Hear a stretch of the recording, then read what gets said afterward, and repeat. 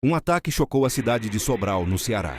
Câmeras de segurança registraram o momento em que dois suspeitos atiraram contra a escola estadual Luiz Felipe.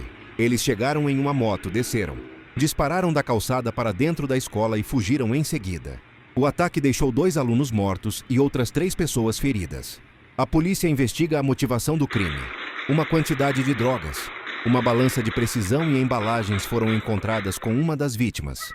Mas ainda não foi esclarecido se o material pertencia a um dos alunos mortos ou a um dos feridos. As autoridades continuam as buscas pelos autores e apuram se o crime tem ligação com o tráfico de drogas na região.